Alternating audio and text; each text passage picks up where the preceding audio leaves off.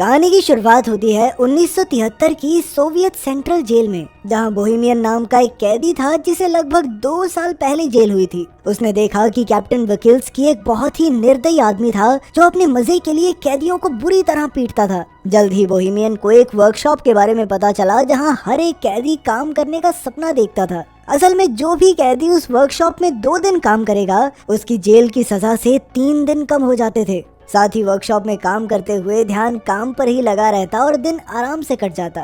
फिर एक दिन वार्डन ने बोहेमियन को अपने ऑफिस में बुलाया और उसे अपनी सजा कम करवाने का एक मौका दिया। वो चाहता था कि बोहेमियन एक ऐसी टीम तैयार करे जो वर्कशॉप में काम करके वहाँ की प्रोडक्टिविटी को डबल कर दे। साथ ही उसने कहा कि अगर उसकी टीम 2 गुना काम करने में कामयाब रही तो 1 साल में बोहेमियन को रिहा कर दिया जाएगा। वार्डन ने कहा कि वो अपनी पसंद के किसी भी कैदी को चुनकर टीम बना सकता है, पर जब बोहेमियन ने कहा कि वो हैचेट नाम के कैदी को चुनना चाहता है तो वार्डन ने इसके लिए साफ इनकार कर दिया। असल में हैचेट काफी खतरनाक कातिल था जिसने 2 लोगों को बेरहमी से मार डाला था। लेकिन जब बोहेमियन ने कहा कि वो बहुत मेहनती है, वो जरूरी है टीम के लिए, तो फिर वार्डन उसकी बात मान ही गया। आखिरकार बोहेमियन ने अपनी टीम बनाई जिसमें हैचेट, नीडल, बूढ़ा मास्टर और क्रेसी नाम के कैदी शामिल थे। बोहेमियन के दोस्त हैचेट से थोड़ा डर रहे थे तो बोहेमियन ने उन्हें समझाया कि हैचेट से बिना बात किए उसे बस अपना काम करने दो। असल में बोहेमियन और हैचेट काफी अच्छे दोस्त थे क्योंकि कुछ समय पहले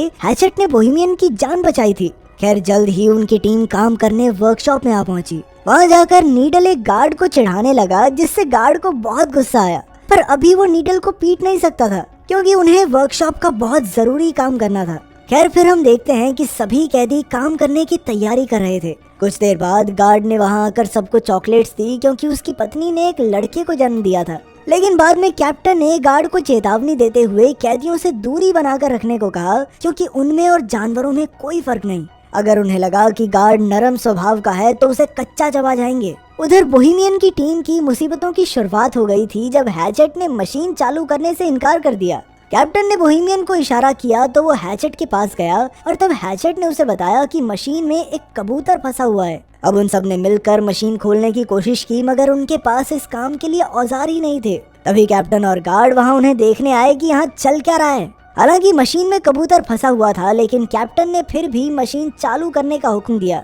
फिर कैप्टन ने गार्ड को मशीन चलाने को कहा मगर जैसे ही गार्ड बटन दबाने लगा हैचेट ने उसे गर्दन से पकड़ लिया और कहने लगा कि जब तक कबूतर आजाद नहीं होता तब तक किसी कीमत पर मशीन शुरू नहीं होगी। तभी अचानक नीडल ने पीछे से कैप्टन पर हमला करके उसे बेहोश कर दिया। फिर उसने क्रेसी को दरवाजा बंद करने को कहा। ये सब देखकर बोहेमियन काफी घबरा गया क्योंकि मामला हाथ से निकलता जा रहा था।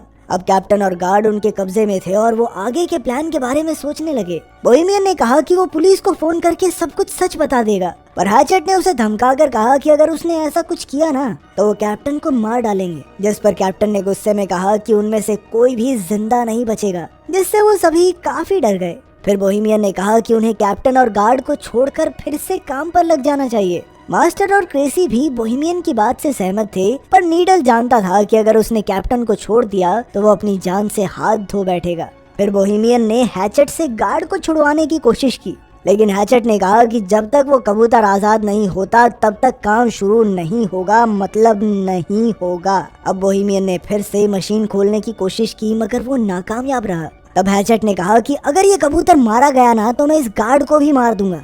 ये सुनकर कैप्टन हंसकर कहने लगा कि हैचेट एक छोटे से पक्षी के लिए इतना हंगामा क्यों कर रहा है। फिर उसने हैचेट के मरे हुए भाई का मजाक उड़ाना शुरू कर दिया, जिसके बाद हैचेट गुस्से में कैप्टन को मारने दौड़ा, मगर फिर बाकी कैदियों ने जैसे तैसे उसे शांत किया। अब बोहेमियन जानता था कि जल्द ही जेल के बाकी गार्ड्स वहां आते ही होंगे, इसीलिए उसने प्लान बनाया कि वो कैप्टन और गार्ड्स को रिहा कर देंगे ताकि बदले में वो भी सही सलामत जेल वापस जा सकें। खैर कुछ ही देर में गार्ड आकर दरवाजा खटखटाने लगे। तभी कैप्टन ने चिल्लाकर उन्हें सारा हाल बता दिया। बोहेमियन ने दरवाजे पर जाकर अपनी बात कही, पर तभी गार्ड्स बाहर से दरवाजे को खोलने लगे। फिर एक गार्ड गाड़ी में बैठकर बाकी गार्ड्स को बुलाने चला गया। उधर बूढ़े मास्टर ने कहा कि वो बाहर जाकर गार्ड से बात करेगा। फिर वो हाथ खड़े करके दरवाजे से बाहर निकला तो एक गार्ड ने उस पर बंदूक तान दी। फिर अचानक उस गार्ड ने बिना किसी बात के ही गोली चला दी, जिससे मास्टर की मौके पर ही मौत हो गई। जब बोहेमियन और उसके साथियों को इसका पता चला तो बोहेमियन ने गुस्से में कंट्रोल यूनिट ही तोड़ डाला, जिससे दरवाजा फिर से बंद हो गया। फिर कुछ समय बाद जेल वार्डन और एम्बुलेंस वहां पहुंच गई। वार्डन ने कहा कि वो उन कैदियों से बात करके मामला सुलझाना चाहता है। वार्डन ने पुलिस वालों को दूर भेजने की कोशिश की ताकि कैदी डर कर कोई गलत कदम न उठा लें, मगर पुलिस चीफ तो वहां से हिलने को तैयार ही नहीं था। उधर कैदियों की टोली अंदर ही फंसी हुई थी और उन्हें कुछ समझ नहीं आ रहा था कि क्या करें। फिर बोहेमियन ने कैप्टन को पानी पिलाया और कहा कि उन्हें दरवाजा खोलकर खुद को पुलिस के हवाले कर देना चाहिए, पर क्रेसी ने कहा कि उन सब का भी वही हाल होगा जो बूढ़े मास्टर का हुआ। तभी हैचेट ने भी धमकी देते हुए कहा कि अगर उनमें से किसी ने भी दरवाजा खोला तो वो गार्ड और कैप्टन को जान से मार देगा, फिर अपना अपना देख लेना तुम लोग। आखिरकार सबको समझ आ गया कि अगर उन्हें इस मुसीबत से जिंदा बचना है तो उन्हें उस कबूतर को जिंदा बाहर निकालना होगा। इधर पुलिस चीफ ने वार्डन से कहा कि उसे 1 घंटा दिया जाता है, उतने में मामला सुलझाना होगा, वरना फिर पुलिस को जबरदस्ती अंदर घुसना ही पड़ेगा। तब वार्डन ने एक माइक्रोफोन के जरिए कैदियों से बात की और उनसे कहा कि भाई देखो, कैप्टन और गार्ड को छोड़ दो, इसी में तुम्हारी भलाई है। वार्डन ने उन्हें विश्वास दिलाने की कोशिश की कि उन्हें कुछ भी नहीं किया जाएगा और इस हरकत को बस एक गलती मानकर भुला देंगे। तब बोहेमियन ने एक बार फिर से मशीन खोलने की कोशिश करने की सोची और साथ ही उसने कैप्टन से चाबी लेकर हैचेट को जंजीरों से रिहा कर दिया। जब नीडल ने इसका विरोध किया तो बोहेमियन ने कहा कि वो कबूतर को आजाद करके ही दरवाजा खोलकर खुद को पुलिस के हवाले करेंगे। इस बात से नीडल और बोहेमियन के बीच हाथापाई शुरू हो गई। नीडल एक औजार से बोहेमियन की जान लेने ही वाला था कि हैचेट ने उसे पीछे से उठाकर दीवार पर दे मारा। इसके बाद